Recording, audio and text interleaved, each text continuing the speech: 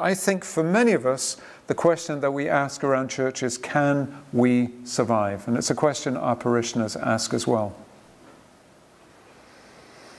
When we come to ask what Jesus says about survival, how can I put it nicely? He's not terribly sympathetic to that concern, right?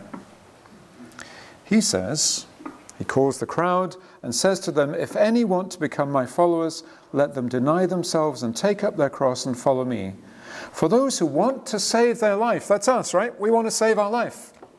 Oh, we'll lose it. And those who lose their life for my sake and for the sake of the gospel will save it. And isn't that an interesting pairing? He doesn't just say for my sake, he says for my sake and for the gospel, because they are so integrally connected that where Jesus is, there is good news. And there is no good news, ultimately, that doesn't have Jesus at the heart of it. For what will it profit them to gain the whole world and forfeit their life? I was very struck by what Ted was saying this morning, how there was a church that had set aside some of the things that they would have done otherwise and done stuff that was new, that was sacrificial. They deliberately took up a cross which was an expression of their following of Jesus. And it was tough. But why did he feel like crying? Why did he get choked up? Because it brought him joy. Why are we surprised that as that church were living out the gospel, laying down their lives, it brought new life and it brought them joy? Here is a really interesting statement from William Temple, Archbishop of Canterbury in the mid-1930s. It's amazing that people were saying this back then. It is clear that the church only fulfills its function as the body of Christ if it is constantly thinking how those outside are to be won inside. We could stop right there, couldn't we? Constantly thinking. The preoccupation of the church should be with those outside. Not an occupation, not even the occupation, the preoccupation, that which occupies us before anything else occupies us.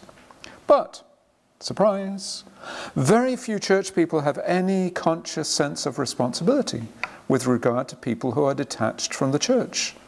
As we look around, we recognize that we are eagerly absorbed, perhaps inevitably, in maintaining the life for the congregation that is already secure, and not thinking very much about those who are completely detached. We're too much concerned about other things. And you know what the other things as well as I do. A priest friend of mine was very struck recently rereading the parable of the lost sheep. She thought, but most of my pastoral life, the life of a shepherd, is actually concerned with taking care of the 99. Well, she should be so lucky as to have 99 in her congregation.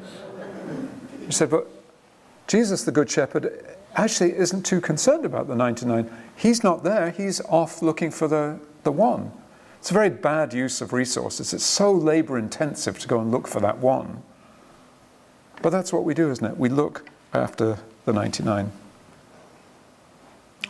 William Temple, I think, is saying, well, in your leadership meetings, whether they be monthly, whether they're called parish councils or whatever you call them, where does concern for outsiders come on the agenda? Does it ever come? And if it comes, where does it come? If it's our preoccupation, I think he's saying maybe it should be the first item ahead of some other items on the agenda. Although the question we ask is how can we get other people to help us survive? How can we get bums in pews? How can we get new people to take envelopes?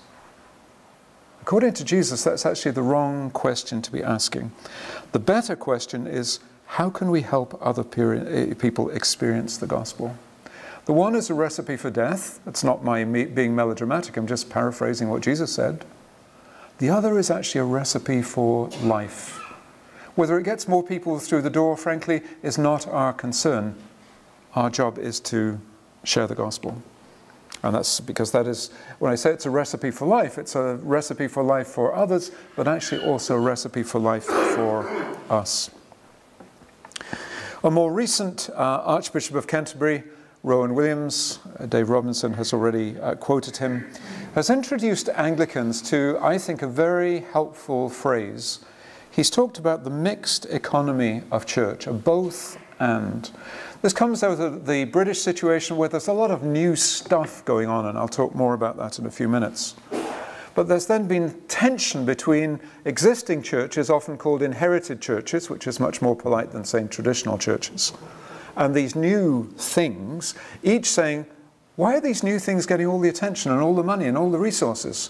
We're the existing church. We know those things.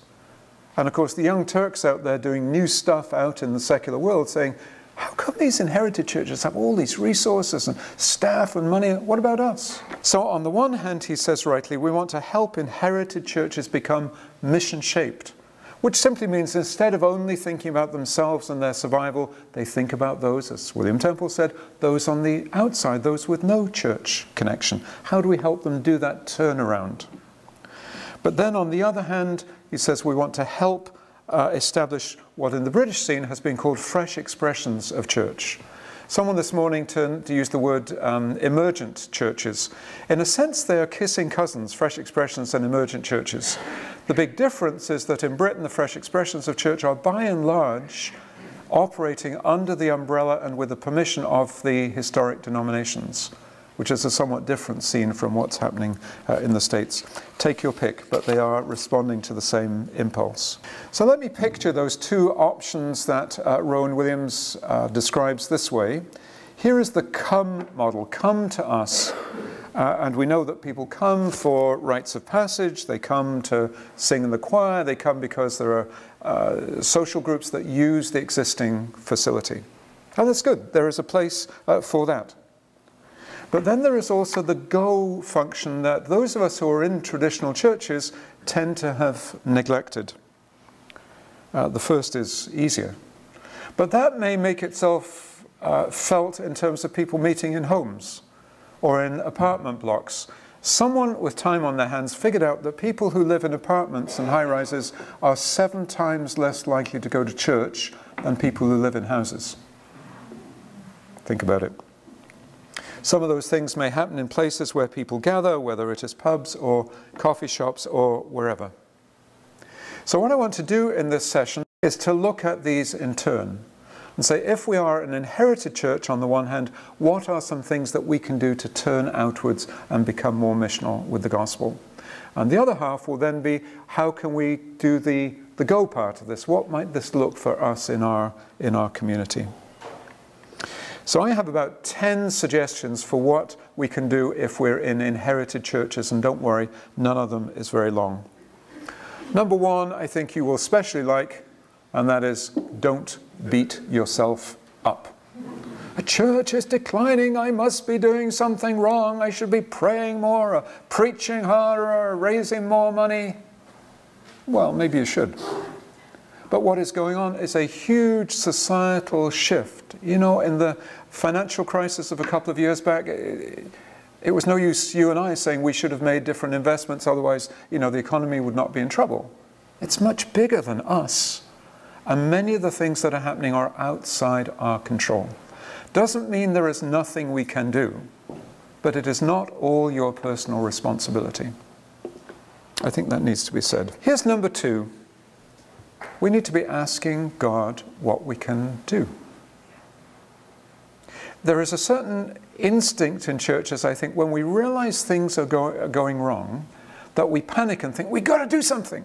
And we do the first thing that comes to hand. And it may not be the right thing. So I've come across recently this cool phrase called missional discernment. Doesn't that sound cool? It basically means listening and looking for God. Where is God at work? Again, I'll say more about that as time goes on. But mission is God's work, just as the gospel is God's work. It begins with God.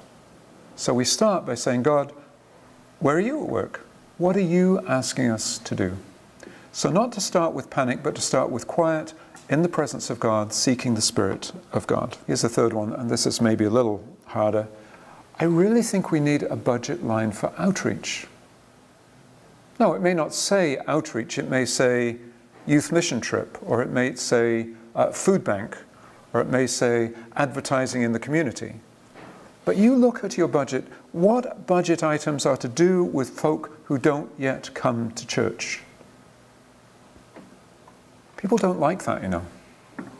Because we like the feeling when we look at the budget, I put money into the budget, I give my envelopes, I like the fact that I'm giving to the organist's salary and I get something back for it. It's very simple. I pay for the service, I get the service.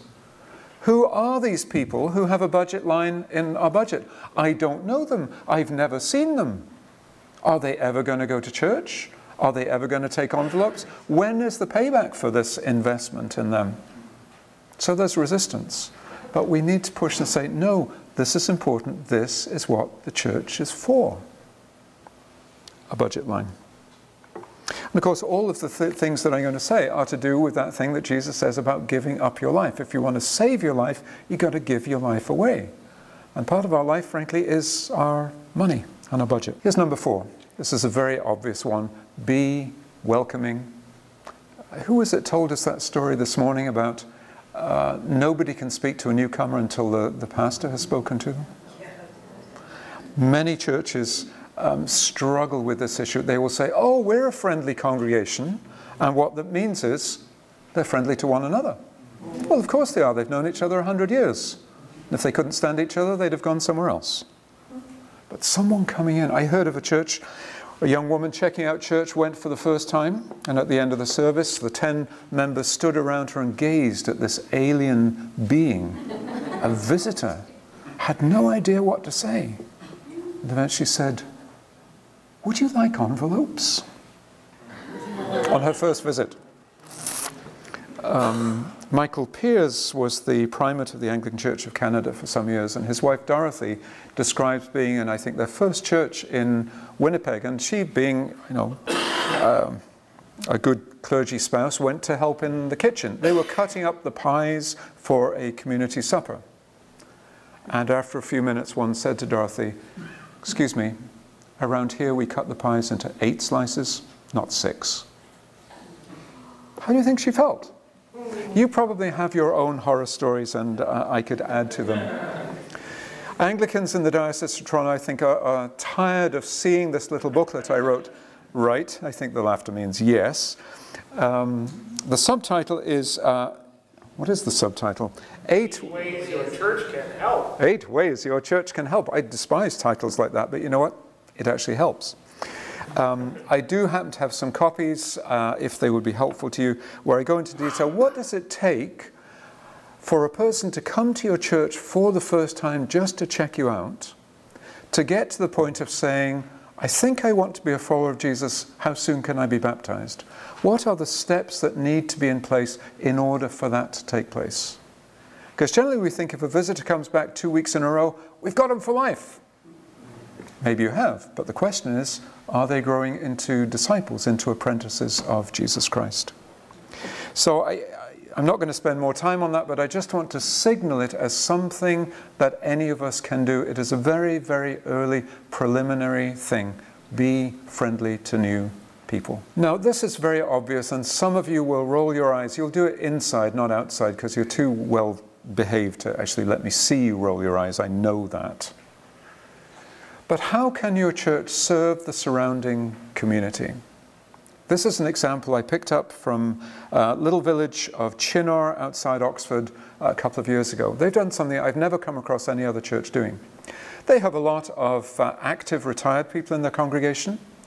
So they have found among themselves what gifts they have, what time they have available to serve the community outside the church, and have made it known in the community. For instance, if you are a senior who can't drive, someone from the church will drive you to your hospital appointment. They heard of someone who was sick in hospital. They got people together to go and decorate that person's apartment while they were in hospital. Worries me a little bit whether the person would like the way they decorated when they came back. But they have an email list, so a request comes in. The person who coordinates it simply sends out the message to the dozen people on the list and says, so-and-so needs a ride to the hospital, Tuesday, 4 o'clock, is there anyone who can take her? And the first person who replies yes gets to be the one who does it. It's really not that complicated. Again, with this and all of the examples that I offer you, I'm not saying this is what anybody should do. I'm just saying, here's an example. Maybe it will prompt something in your congregation that will be better and indeed more appropriate for your community and your culture. Here's another, I think, desperately simple one. Teach the faith. You say, I do that every Sunday. Yes, you do, but the life of every parish, I think, is it's like a conveyor belt, right? It's always in motion. And someone who is new, who's maybe exploring their spirituality, they've got to somehow jump onto that moving conveyor belt. So I think it is good for every church to have a place where the conveyor belt stops, such that you can say on a Sunday morning, if you happen to be new, what are the chances? Okay, it may happen, it may be Christmas, it may be Easter. If you've never figured out what you believe and you think maybe church can help you, you might like to come to this 4-week series that we just happen to be starting next Wednesday. Now, if you're in a city, in a university environment, as we are in Hamilton, it's a bit of a joke to call it Christianity 101 because it resonates with people in the university world. If you're not around people who are university graduates, just call it Christian Basics or whatever you want to call it. Choose a name that is suitable. And just teach the basics. Stop the conveyor belt. This is an idea of Harold Percy's that I picked up and adapted. And Harold will always add a little rider just to say, even if you're not new, if you've been coming to this church for 100 years and you feel you would like a refresher course, this might be for you. So that preserves the person's dignity. A person who's been coming 100 years doesn't want to go to a course for beginners. But if they say, oh yeah, I could use a refresher, that makes it okay. And there's the chance just to go back to basics. This is my own read on basics. We do a session called, Why Should I Even Bother with Christianity? Which is laying out what is the gospel. The second week we talk about what's so special about Jesus and talk about incarnation, atonement, resurrection, and so on. The third week we talk about the school of Jesus. What does it mean to be a Christian? And I like to use the image of the apprentice. To most people the word disciple doesn't convey a whole lot. Often you hear it paraphrased, well, a disciple is a student. But on our world, often students are those who sit in rows and listen to lectures and take notes, as some of you are doing right now. It's not generally what Jesus had in mind. Much more, he had in mind, be an apprentice. Learn from me day by day as you walk with me and work with me what it means to live in the ways of the kingdom. So that's the third one about what it means to be a Christian. It means to be an apprentice of Jesus. And the fourth one, something about, I like Jesus, but I hate church, which is a quote from my daughter when she was about 5. She knew the Jesus bit would please me, but then she needed to get the bit in about church. So what is the point of church? Well, you can make up your own curriculum. It really doesn't matter. But I'm just saying, provide a place. Not only will it be helpful for new people to grasp the basics of the faith, but frankly, those who've been in church for 100 years, like the gentleman I mentioned yesterday who said, I don't think I've ever heard the gospel, it's an opportunity for them to go back over the basics and hear the gospel maybe for the first time. And I say to students, and I'm sure Wycliffe graduates here remember this vividly, you should do this at least once a year, even if only 3 or 4 people come. Here's number 7. Would you consider preaching a sermon series? We do this at least once a year with an eye to people outside the church. There was a church actually near us in Hamilton that had its sign up a couple of Sundays ago advertising the Sunday sermon, and the title of the sermon was, Consider This. I thought, consider this? What the heck is that about? My wife gets tired of me saying of certain things like that. That'll pull the crowds in, won't it? Well, this is one that we did at our church a couple of years ago, a series on personal identity. People who are generally people under 30 who are saying, who am I? What is my place in the world? And if you can see the small print at the bottom featuring Lady Gaga, Johnny Depp, Matt Damon, Weird Al, Billy Elliot, Cinderella, and a host of others. So I got to talk on the Lady Gaga song, Born This Way, and say, actually, it's more a matter of how God shapes you in your life. You could do this. It's not that difficult. One of the most effective we ever did was one Advent. We did 4 Sundays when the sermons were on Christmas movies. We had 4 people who could preach. Everyone did one. I got the Grinch. I'm not quite sure what that...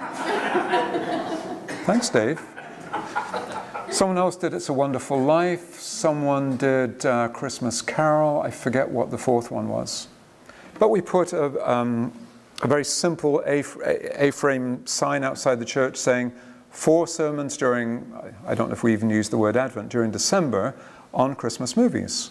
One woman walked in off the street simply because she saw the sign. This was December. The following April, she was baptized. She is still an active member of the church. In fact, she looks after the jam and jelly store for the bazaar. Now, how much more committed can you be than that? So think about it. Someone mentioned this morning, Acts 17, Paul at Athens, where he engages with things in the culture of the Athenians. And he starts off by saying, as I walked around the city, I looked carefully at the objects of your worship. So this kind of sermon series often begins by looking carefully again, what movies are people watching? What kind of music are they listening to? We need to engage with those things. Why not do a sermon series? Not only will visitors thank you, people in the congregation will say, wow, I never realized that church has anything to do with those things in the culture. These are getting a little more challenging as time goes on. Be generous with your space. And I have 2 stories along this line. One is from a Free Methodist church plant in Sarnia. The Free Methodists are probably the most active church planting denomination. Any Free Methodists here? But a friend of mine started this church in Sarnia called The Story. Why do churches always have to be Saint somebody? Saint David, Saint Knox? Or, no, you know who I mean. Called it The Story, and I don't need to tell you why. So the Christian community got involved with the arts community in Sarnia. Once a year they do an arts festival, I think is about 10 days long. And they were looking for different locations around the city in order to do art displays. And they needed one more. And Joe, who is the pastor of The Story, said, well, you could use our worship space. That's the door of their worship space. And they said, no, that wouldn't work, Joe, because we will need this space for Sunday. You're the pastor, what are you going to say? Joe said, that's okay, we won't have our service that day. You're not going to have your service.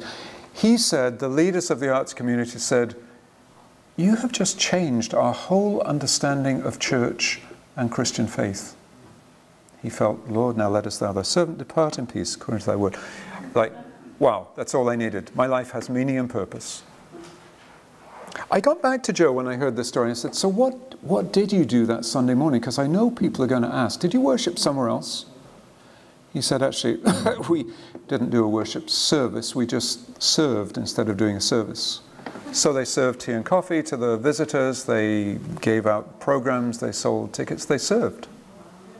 Can you imagine how that enhances the name of this church and indeed of Christian faith in that community? So number 9, this is a challenge. Can we think about stopping doing things that don't serve the gospel? Things that maybe were useful 10 years ago, 20 years ago, and why are we doing them now? Because we've always done them. We say of the Anglican Church, our 7 last words are, we've always done it that way, but my hunch is it's true of other denominations as well. But one of the reasons people don't get involved with things outside the walls of the church is they don't have time. Well, is everything that we're involved in really that important? And number 10, free up leaders for ministry with non-church folk. This is a tough one. There may be people who are on 5 of your church committees who should be on 4 or 3 or 2 or maybe none at all. And they're there because they are good organizers, or everybody knows them, or they've been around a long time, or they're major donors to the church. But actually their ministry would be better used outside the 4 walls. Just free them up. There was a Baptist church in Ottawa that had a very senior civil servant as one of their congregation. A perfect guy to be an elder. But he was also involved in setting up evangelistic Bible studies around Parliament Hill. Over the years, 100 of those groups came into being. And they knew over the years of about 100 people who had come to Christian faith through those groups. And his church very insistently said, Don, we're not going to ask you to be an elder. You're very gifted to do that, but it'd be a waste of your gifts. You've got to go do this. We'll support you, pray for you, help you any way you need. But we're not going to suck up your time. I came across the phrase recently, vacuum cleaner church. You don't know what I'm talking about. Yeah, you do know what I'm talking about.